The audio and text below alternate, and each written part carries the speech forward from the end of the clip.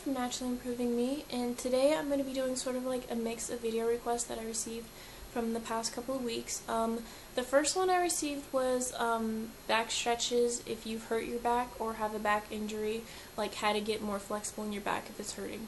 The second one was beginner and advanced back stretches, and the third one was if I could do a video on the cat and cow pose, which are back stretches, so I figured I'd sort of incorporate it all in one video. And the other day when I was practicing for the video, the advanced back stretches, I was going through which ones I was going to do, ended up going into an elbow stand too far and actually hurting my back, so then I figured this would be a great time to do the video best stretches for your back if your back's hurting.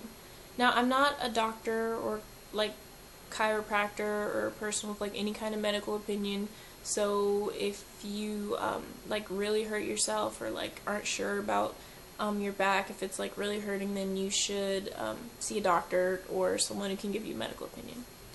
Now, the first couple stretches that I'm going to be doing is the cat and cow pose, which were requested, because those are just really simple stretches that can help your back if it's hurting or sore or if you stretched it too far. Now, the cat pose is pretty much just like your back going upward, your shoulders and your upper back rising upward.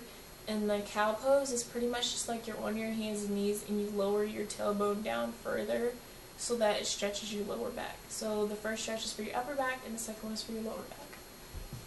Now, this one is the cat pose when you're like on your hands and knees and your back goes upward. It stretches your upper back and it actually kind of stretches your lower back too. And the second one is the cow pose. Same with the cat pose, you get on your hands and knees, except for your tailbone goes downward and you lower your back downward instead of upward. So that one was the cat and the cow pose. Another one that I like to do if my back's sore is actually to do a back bend. Now, if it's really, really hurting, then you probably shouldn't try the back bend because it's a little more advanced. And for beginner stretches, if you've never done a back bend before or just like learning how to do it, start from the floor up instead of standing up and going back into it. Now, I've done videos on how to do a back bend different ways and the stretches and how it's good for you and things like that. I'll leave a link to it in one of the corners to the video. So, before I even start trying to do the back bend, I'm going to tie my hair back so I don't get my hands caught on it. And you should do this if you have long hair or just don't want to end up getting your hands caught in your hair because it's not a good feeling. I've done it plenty of times. Alright. Now, to go into a back bend, you just take your hands by the sides of your ears behind you. I'm going to scoot back so you can see better. Behind you, and you start from your legs upward, pushing up, and then you push your arms up. And if you want to stretch your back further, just walk backwards closer to your legs. And I always do this when my legs are spread rather than them being together because it's just easier on my legs and back. You can stretch a little further, or you could go out further and try to do it on your elbows.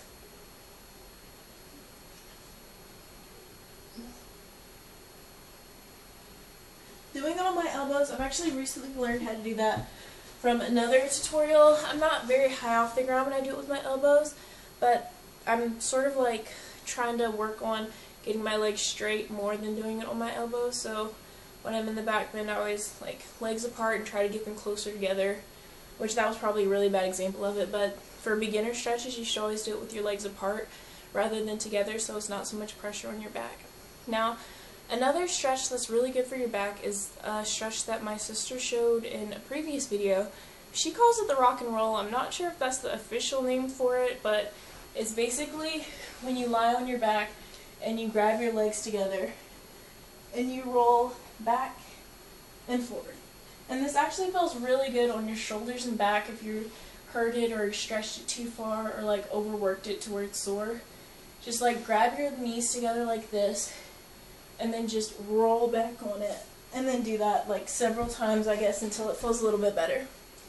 Now, another stretch that I feel like is really good for your back is when you are like between a door and you grab the wall behind you and you just go down further and further and further. I'm not going to do that for this video because it is kind of advanced, but kind of beginner because anyone can do it. but the more advanced you are, the further down you can go. Now, those to me are, I guess, the most important back stretches that are like for beginner stretches, because those are ones that you can advance or add any modifications to and get like further and further, especially with the back bend. There are so many different types of back bends that you can do. You can do it standing up and going back on the floor and going up like I showed you, doing it with your legs straight, doing it with your legs together and straight, or doing it on your elbows, or doing it all together. There's just a lot of variations to it, and for me it always helps my back if I've hurt my back to do a back bend or do the rock and roll like I just showed you a few minutes ago. So I hope this helped the people that asked for the 3 videos. I will be putting out a video for advanced back stretches and advanced full body flexibility stretches when I feel better. So subscribe. You can like this video. I have a Tumblr and Instagram by the same name, just like it's spelled here. Hope this video helped the people that requested it. If you have any other requests, video requests, or anything like that, you can leave it in the comment box or send it to my YouTube inbox, and I will be taking your request.